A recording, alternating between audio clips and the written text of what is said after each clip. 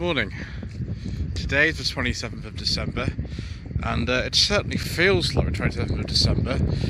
I do apologise in advance for the wind noise. It is also raining, which is lovely. This is a slightly shambolic shuffle around this little meeting at the Museum of Army Flying, which is between Andover and Stockbridge. It's actually a place called Middle Wallop. Yes, it's called Middle Wallop. It's a very strange name. But yes, I've already apologised for the wind noise. That's just what's going to happen. There's not much I can do about it. If I fall over, if I get information wrong, then that's just the way that it goes. But I'd be very grateful that actually we've got one final Shambolic Shuffle for 2021, and it's not too far away from where I live. Mr. Bill from the Wells Wheels channel will be coming along as well, braving this incredibly kind of damp day. I should really call it a slightly soggy Shambolic Shuffle. That's what I should call it. This is a 1963 Ford Zodiac Mark III. It has been modified. I think it's probably got either an Essex or Cologne V6 in it. I don't actually know because I'm not sure who the owner is.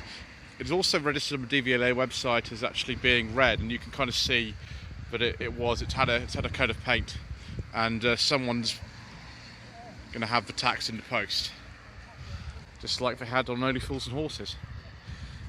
This is a 1967-68 Daimler V8 250. It's based on the Jaguar Mark II, but with an engine of Daimler's own design, which is also used in the SP250 or Dart.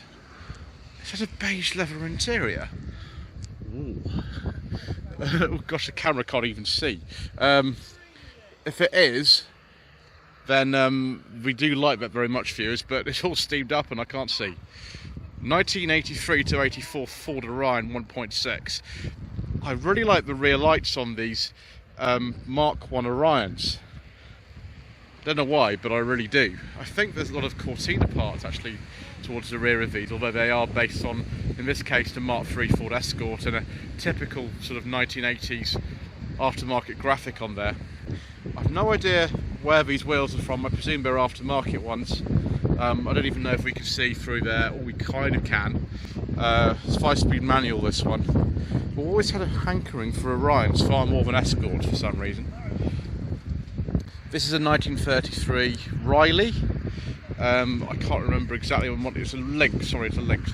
We can kind of just stick that through there so you can sort of see some of the interior. There's quite a variety of things here. I mean, I really wouldn't want to drive something like this in this kind of weather, but some people have. There's actually another car just behind me that someone's driven, but probably kind of even worse in that point of view. And for whatever reason, there's no side screen on this side, so I suppose you just suck it up and get wet. Bit of a contrast. 2010 Volkswagen Passat CC. I haven't seen one of these in a while actually. I didn't sell a lot of them. And then we've got some Chrysler 300Cs. Built in Austria for our market. This one's got some funny lights going on as well, it's interesting. They were actually different from what they sold in America, because this shape was the Dodge Magnum with a different front end. Although the saloon did look like this in America as well, although they didn't necessarily call it the C. We call it the C in this country. Not the same as a Datsun 300C, absolutely not the same. One of these has an engine in that we can't talk about because we don't talk about diesels on this channel. This one I think has some kind of 6-cylinder in it. They do have the different sort of grills and things on them. These two have got two SRT6 grills. This one I can't talk about, and this one I don't know what specification this is. Based on one of the old Mercedes E-Classes, I believe these cars were, at the time when Daimler AG and Chrysler were the same company. Not with the most productive relationship, unfortunately. And now we've got some fast Fords. A couple of actually 3 Mark 7 Fiesta STs. This one's a Mount You. Bet those are fast. Always found with these Mark 7 Fiesta STs that oh no, this is ST line. Sorry, this will be the ST line. So that might even have the 1 litre in it. But the other 2 I think are STs or STs with Mount You. All the STs I think were post facelift on the Mark 7s, from what I remember.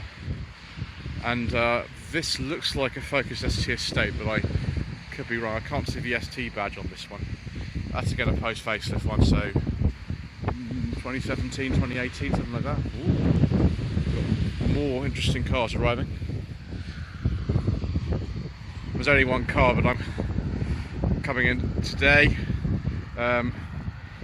Unfortunately, my wheels are now covered in mud, which is just one of the things that happens. I would put the bonnet up, but it's a bit grim to have water coming in to the engine bay, so I will not do that at the moment. But to Honda CR-V 2005 E92 M3, I believe. Don't know what year that is. That's a personal plate on that. I don't know why it has lights flashing on that. Facelifted Honda Civic Type R with the EP3 type. 2006 Skoda Octavia VRS. They did a petrol and a forbidden fuel version of these at the time. I don't know which one this is. Hopefully it's a petrol one, because otherwise I can't talk about it.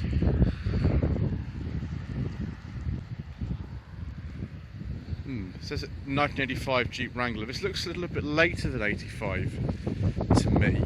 I think it's probably from the late 80s to early 90s.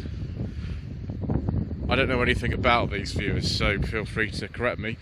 But it does have good old AMC straight 6, which is a very, very, very desirable engine.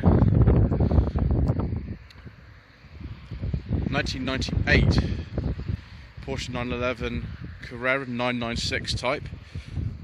Is that a beige leather? Oh, what is it? Quite clean, I suppose. Is that a beige leather interior? I'd say it's more biscuit viewers, but I do like a nice beige leather interior. They are most desirable things. And that one's dark blue, so it's a nice specification for someone like me. 1972-73 Triumph Stag. I believe it to be a Mark 1 probably. Those of you out there will no doubt correct me if I'm wrong. I do like the Stags. There's normally quite a few of them at shows, but with weather like this, I mean, who knows what's going to be here. With the hardtop, of course, on this one. Bentley Continental GT. This is the convertible. My goodness knows how much power that's producing. That's probably producing quite a lot. Mark 6, I believe, Golf R. I've actually got a review of a Golf Mark 6 coming up on the channel quite soon. It won't be this one though, it'll be something a bit more mundane, I'm afraid. Ooh, more fast forwards. Mark 2 Focus ST, pre-facelift, 2007. This one's also pre-facelift, so I imagine it's about the same kind of era. I don't know what specifications it does say ST on that gear lever, which I can't really show you because the windows are all seamed up, so I imagine it's similar. Look at the air down on the back of this. Volkswagen Transporter. I'm very bad with these, so I'm not going to try to comment intelligently on them. Forbidden Fuel Mercedes E-Class, you won't talk about it. Although it is an interesting type, it's a 4MATIC with kind of body cladding. I haven't seen one of those before. Peugeot 304S Cabriolet, 1973-74 plate. Wow, it's an unusual car to have around here.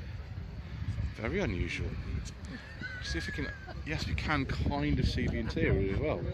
Brick red. Most of these I thought had completely dissolved. Wonderful. Fire and Rescue Ford Ranger. I've actually driven one of these before. It was this type of Ranger I drove. Fortunately, it's a forbidden fuel engine, so I shouldn't talk about it. 1934. Talbot. This is a variety of Talbot. Was built in North Kensington in London. I think this is a 35. One of the interesting things about this car, apart from this incredible bodywork on it, is the indicators on the rear. Rather than trafficators, it's got these little flashing lights just down there. Talbot was a name that, you know, reappeared several times sort of after this, but this was a British built one. It's very nice. And Mercedes-Benz SL320 from 1998. Oh, Hill Farm Garage. Yes, that's quite near here. It was an independent Mercedes specialist and actually a Proton dealership, which was an interesting combination of things. I can't remember the model code for these SLs though. I think it's the R127, but I could be wrong. I quite like this. So you've got headlamp wipers, which are always agreeable things. Oh dear. Not my favourite SLK, it's a forbidden fuel engine. I think we better abandon that and have a look at this CLK instead. That's a better idea. Let's go and do that. Yes, nice CLK. And there's other people arriving too. Wonderful. It's obviously not a waste of time to come here. CLK 240. I think this is the W209 shape. The one I filmed March, April last year was the previous one. It was actually it could be A208 or W208 depending on how you want to designate them, because people do different things. Ooh, interesting. Mercedes ML. Got some MD MX-5s here, a couple of them. Don't know what year this one is. This one's a very early one. It's a 2015. Don't know if that was a press car or something. Often Mazdas do start with V, but are press cars. Don't know about the orange one. Maybe that might be a special edition or something. Let's take a look. No, I don't know. It just says Sky Active on the back of it, as is this one. Unos Roadster, excellent. I drove one of these on the channel for Sensible Secondhand Classics back in the summer.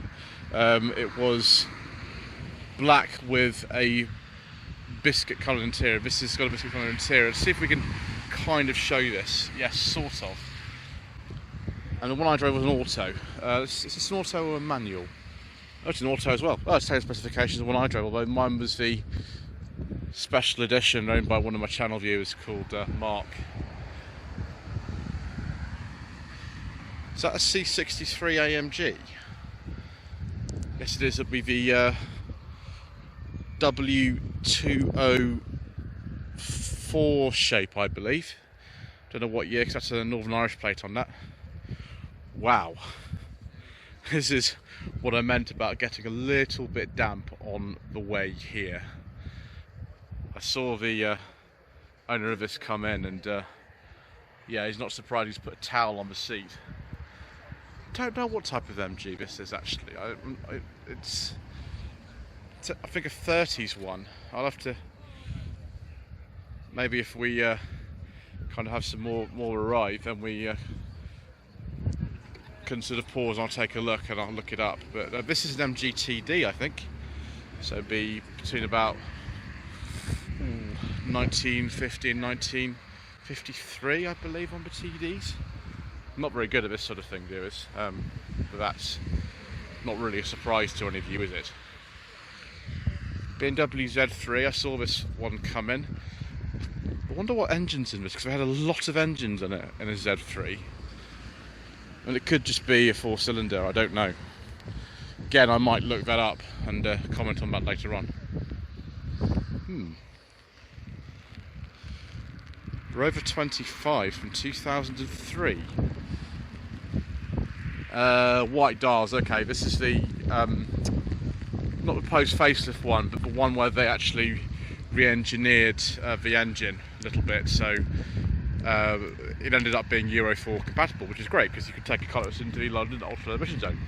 And so it's had the Ford IB5 gearbox in it. Facelift came in a year later in 2004. 1963 Singer Vogue.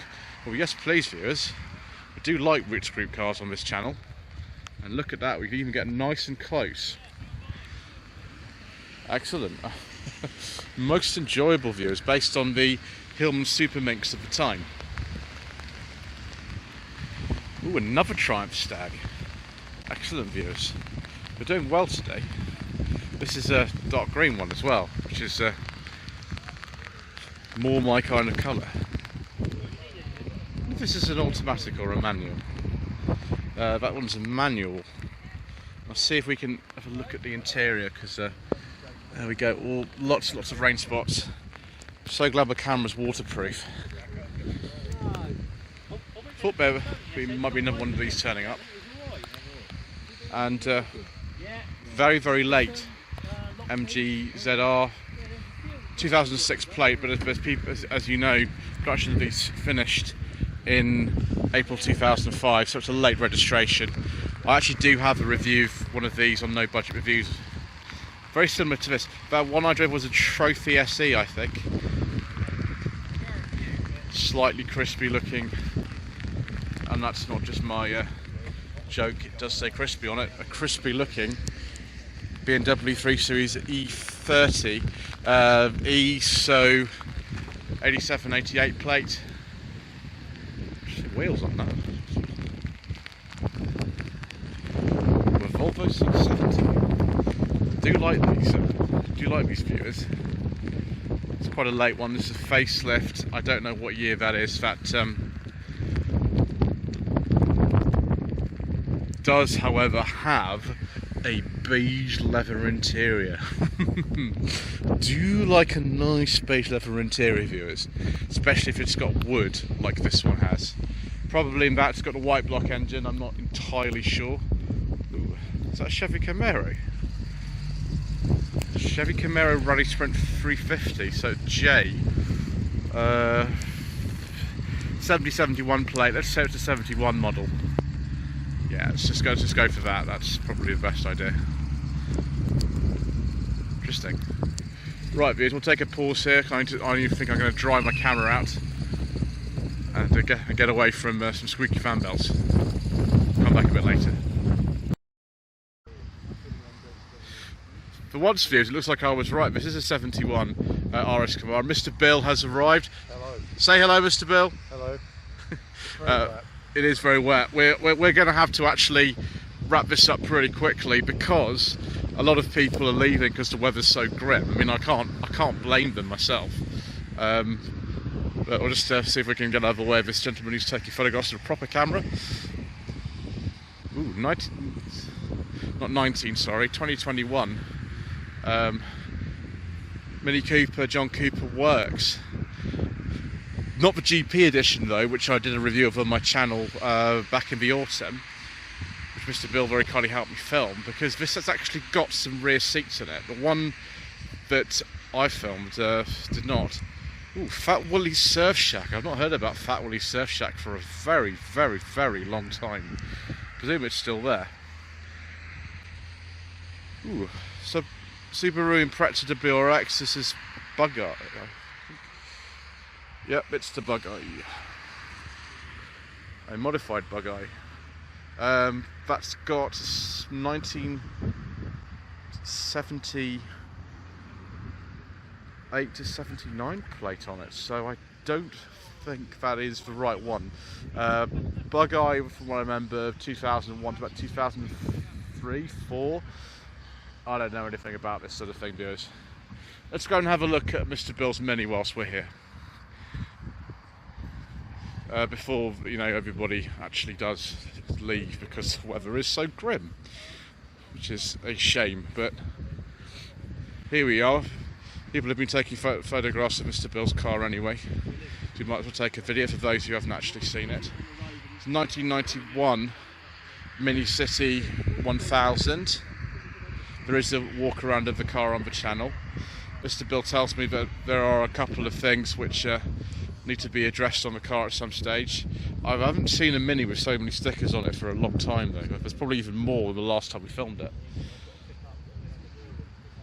But there we are. I think the last one that we have today that I haven't seen, and we might draw this to a conclusion quite soon, even though this will be slightly short and soggy shambolic shuffle, is this Mark II Ford Escort gear. It's probably a 1.6. This is a facelifted one, very late Mark II, on a V plate, so 7980. Yeah, 1.6.